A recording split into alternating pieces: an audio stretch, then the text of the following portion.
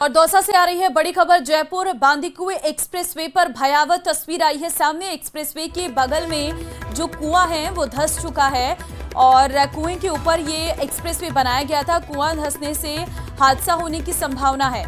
Expressway के बगल में ये कुआं था जो धंस चुका है क्योंकि लगातार बारिश हो रही है दौसा में। दौसा संवाददाता आशीष इस वक्त हमारे साथ है, उनसे अपडेट ले लेते हैं। आशीष, बताया जा रहा है कि एक्सप्रेसवे के पास जो कुआं था वो धंस गया है। बिल्कुल, जयपुर बांदीकुई एक्सप्रेसवे अभी कुछ महीने पहले शुरू हुआ था, लेकिन बारिश में एक्सप्रेसवे की पोल खुल गई है। हम एक्सक्लूसिव तस्वीर न्यूज 18 राजस्थान पर दिखाएंगे।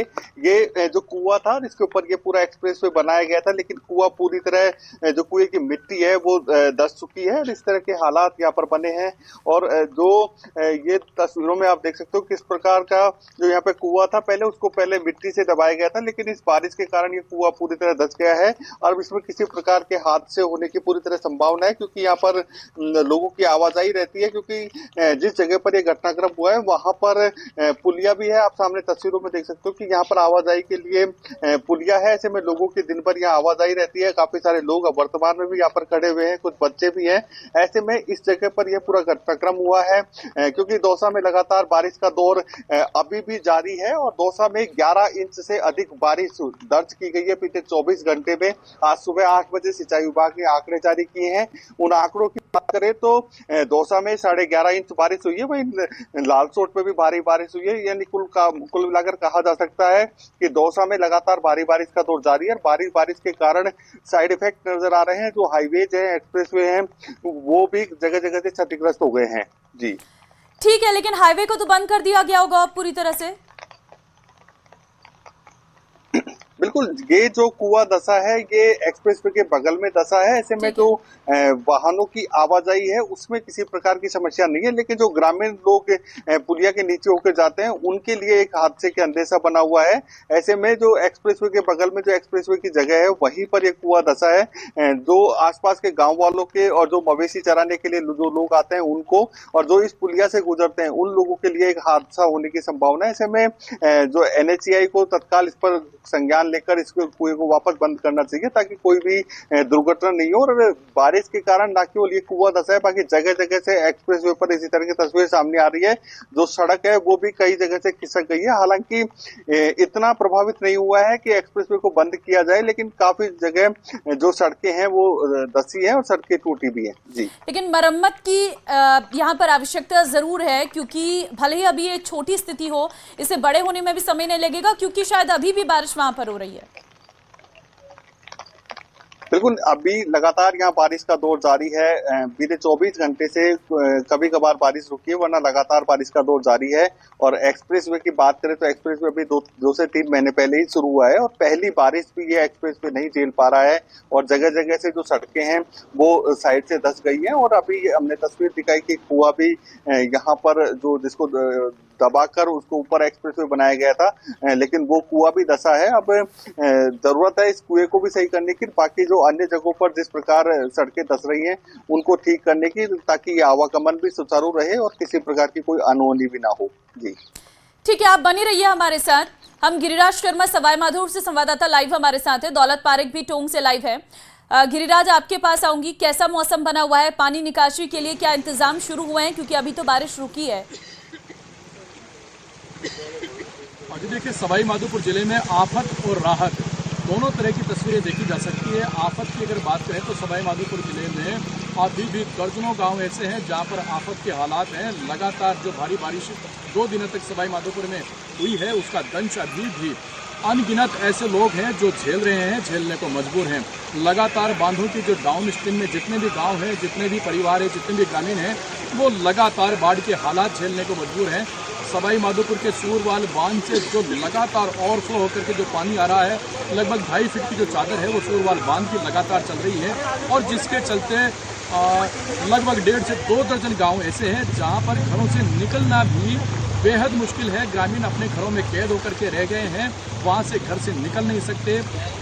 बड़े पैमाने पर, व्यापक पैमाने पर नुकसान हुआ है। नुकसान की बात करें तो नुकसानों के अंदर आप ये देख सकते हैं कि जो पशुओं का चारा जो है वो बिल्कुल पूरी तरीके से खत्म हो गया है। लोगों के खाने पीने के लिए साजो सामान नहीं बचा है और प्रशासन की तरफ से राहत मिलती भी नजर नहीं आ रही है। और फिलहाल जो अभी जो आफत है वो आफत लगातार बरकरार है।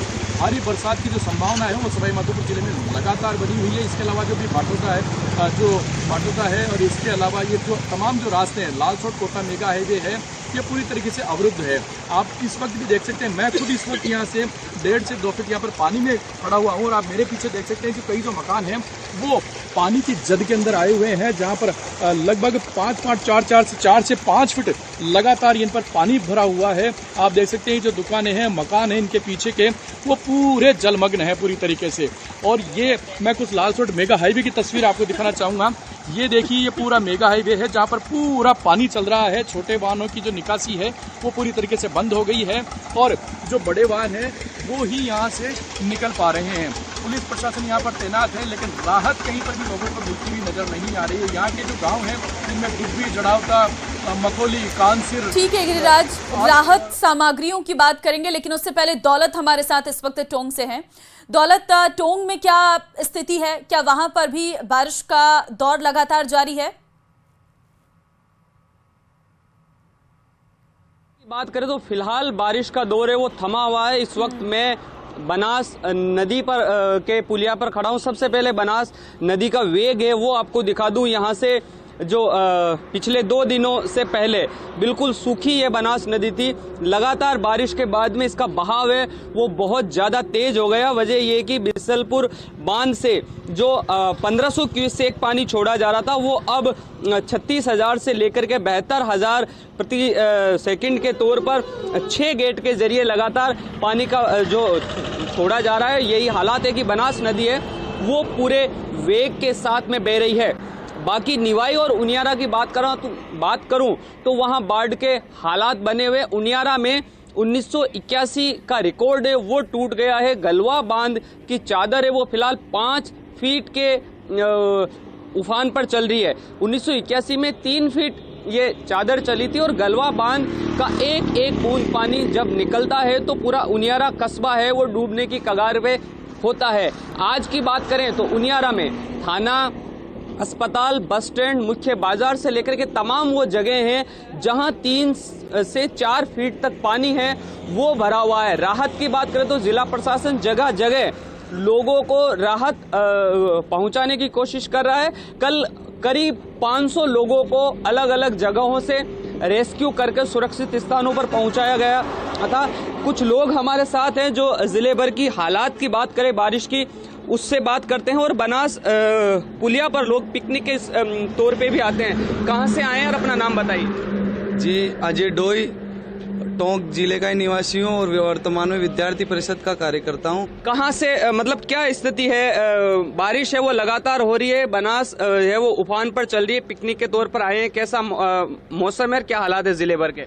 देखो, कल 24 घंटे से लगातार टोंक में बारिश हो रही है और जिस प्रकार से देखा जाए तो गत दिन, परसों के दिन बनास नदी में इतना पानी नहीं था और एक ही दिन में बनास नदी में इतना पानी आ गया है। और पिकनिक पर आने वाले सभी साथियों से, बाहर से आने वाले शहरवासियों से अपील करता हूं कि बनास नदी के किनारे नहीं आए। नदी काफी उफान पर है, अपनी सुरक्षा का ध्यान रखें। बिल्कुल, और भी इनके साथी हैं। बारिश की खबरें लगातार देख रहे हैं, हालात है वो कई जगह बिगड़े हुए हैं। क्या किस तरह की स्थिति आपको नजर आ रही है? जैसा अभी अजय जी ने बताया है कि एक दिन पहले यहाँ ऐसा कोई नज़ारा नहीं था। परसों के दिन हम आगे गए थे, लेकिन एक दिन में इतना पानी आ गया जैसे बिसलपुर के पूरे गेट खुल गए होंगे। और यहाँ सुरक्षा को ध्यान में रखते प्रशासन की तैनाती होनी चाहिए, क्योंकि यहाँ जो हमारे टोंक के निवासी वो नहाने के लिए आते रहते हैं पिकनिक के लिए, तो उनकी सुरक्षा के लिए। ठीक है दौलत, मैं लौटूंगी आपके पास, आप बनी रहिए हमारे साथ। इस बीच एक बड़ी खबर आ रही है, उससे भी हम अपने दर्शकों को रूबरू करवाएंगे। करौली क्षेत्र में हो रही है भारी बारिश और बारिश का असर यह है कि पांचना बांध के 4 गेट खोलकर पानी की निकासी जारी है। बांध के 4 गेट खोलकर की जा रही है 17,496 क्यूसेक पानी की निकासी। बांध का जलस्तर पहुंचा 258.25 मीटर। बांध का अधिकतम गेज 258.62 मीटर है। तो कल शाम पानी की आवक कम होने पर निकासी की मात्रा में कमी की गई थी, लेकिन देर रात आवक बढ़ने पर फिर से जल निकासी की मात्रा में इजाफा किया गया है। तो करौली में ये बारिश का हाल है। बारिश का सितम यह है कि पांचना गेट के बांध के 4 गेट खोलकर पानी की निकासी हो रही है और पानी की निकासी होने की वजह से कहीं न कहीं जो बाकी इलाके हैं वो भी प्रभावित हो रहे हैं। हम तस्वीरें पांचना बांध की आपको दिखा रहे हैं। आप देखिए कितनी रफ्तार के साथ ये पानी बह रहा है, कितनी तेजी के साथ ये पानी बह रहा है। और क्योंकि 4 गेट खोलकर इस पानी की निकासी की जा रही है ताकि जो करौली में पांचना बांध के आसपास के गांव हैं वो जलमग्न ना हो सके। करौली से संवाददाता धर्मेंद्र इस वक्त हमारे साथ हैं, उनसे अपडेट ले लेते हैं। धर्मेंद्र, करौली में पांचना बांध के 4 गेट खोल दिए गए हैं, अभी क्या स्थिति है वहां पर? देखिए, बताना चाहूंगा जिले में बीते 24 घंटों में सर्वाधिक बारिश 184 mm कालीसिल बांध पर दर्ज की गई, जबकि 171 mm सपोटरा में, करौली में 88 mm। इसी प्रकार पूरे जिले में काफी बारिश हुई है, जिसके चलते नदी नाले और तालाबों में पानी की आवक हुई है। जिले का सबसे बड़ा पांचना बांध है। इसमें कल 26,000 क्यूसेक से अधिक की पानी निकासी की जा रही थी। देर रात बारिश कम होने पर पानी की निकासी की मात्रा घटाई गई थी, लेकिन आज सुबह एक बार फिर पांचना बांध से पानी की निकासी की मात्रा 17,496 क्यूसेक कर दी गई है। 4 गेट खोलकर पानी की निकासी की जा रही है। इसी प्रकार मामचारी बांध, नींदर बांध, सपोटरा का कालीसिल बांध पर 7 फीट की चादर चल रही है, जबकि मामचारी, भूमेंद्र सागर और नीदर बांध पर भी लगभग 1 फीट की चादर चल रही है। बात करें बारिश के प्रभाव की, तो क्षेत्र में लगातार बारिश के चलते नदी नाले उफान पर हैं। कई गांवों का संपर्क कट गया है। हालांकि राहत की खबर यह है कि चंबल का जलस्तर जो कल खतरे से के निशान से ऊपर चल रहा था, वो अब कम हुआ है और चंबल खतरे के निशान से नीचे पहुंच गई। लगभग 164.40 मीटर पर फिलहाल चंबल चल रही है। दूसरी बात, अगर बारिश की करें तो प्रभावों को चलते जिला प्रशासन ने लोगों से सावधानी बरतने, किसी भी प्रकार की अगर कोई परेशानी होती है तो तुरंत राहत केंद्रों पर और कंट्रोल रूम में सूचना देने की अपील की है। हमारे साथ कुछ लोग मौजूद हैं, उनसे भी बात करेंगे। बारिश का क्या सितम है, किस तरह से परेशानी हो रही है? जी देखिए, बारिश लगातार चल रही है, किस तरह से परेशानी हो रही है? बारिश लगातार चल रही है। कच्चे पक्के मकानों को बहुत परेशानी हो रही है। पानी आ रहा है, रास्ते खराब हो रहे हैं। हमारे साथ एक किसान भी मौजूद है। भैया, बारिश में आपकी फसलों का क्या स्थिति है? बारिश लगातार हो रही है। फसल से ये है कि छोटी फसल है वो तो बढ़िया है, बड़ी फसल में नुकसान है। बड़ी फसल की बात करें जैसे तो बड़ी फसल में तो ये है कि जो है कीट भी लग रहा है, दुनिया भर के नुकसान है। अभी मैंने कल ही छिड़काव करो है। देखिए, निश्चित तौर से जहां घरों को भी काफी नुकसान पहुंचा है, लोगों को जानमाल की भी नुकसान हो रहे हैं, इसके साथ ही फसलों में भी काफी नुकसान की खबरें मिल रही हैं। जी बिल्कुल, नजर भी आ रहा है कि किस तरह से सड़कों पर पानी भर चुका है। आशीष के पास चलेंगे। आशीष, कुछ अपडेट है शायद आपके पास? बिल्कुल, हम जयपुर बांदीकुई एक्सप्रेसवे पे खड़े हैं और एक तस्वीर हम दिखाने की कोशिश करेंगे न्यूज 18 के दर्शकों को, किस तरह के हालात इस बारिश से हुए हैं। दौसा में लगातार बारिश का दौर जारी है और 285 mm बारिश दर्ज हुई है। जो आप तस्वीरों में देख सकते हो किस प्रकार जो एक्सप्रेसवे के बगल की जो पुलियाएं हैं वो किस तरह धंस गई हैं, किस तरह धराशायी हो गई हैं। हालांकि एक्सप्रेसवे का जो ऊपरी सतह है वो पूरी तरह सुरक्षित है, लेकिन जो बगल वाले जो एरियाज हैं जहां पानी निकासी के लिए इन्होंने व्यवस्था कर रखी थी, जो संसाधन बना रखे थे, वो सारे इस पूरे बारिश में किस तरह बह चुके हैं। ये देख सकते हो तस्वीरों में। ये जयपुर बांदीकुई एक्सप्रेसवे की तस्वीरें हैं और इस तरह की तस्वीरें जगह जगह पर नजर आ रही हैं। कहीं पर कुएं धंस गए हैं, कहीं पर ये जो पानी निकासी के लिए जो व्यवस्था की गई थी वो धंस गई है। यानी एक्सप्रेसवे के दोनों तरफ इस तरह के हालात देखने को मिल रहे हैं। हालांकि एक्सप्रेसवे पूरी तरह सुचारू चल रहा है।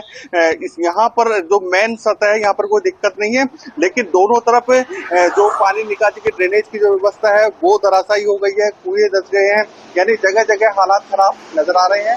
और क्योंकि दौसा में 285 mm की करीब बारिश हुई है, 11 इंच बारिश होना निश्चित रूप से बड़ी एक बहुत ज्यादा बारिश मानी जाती है।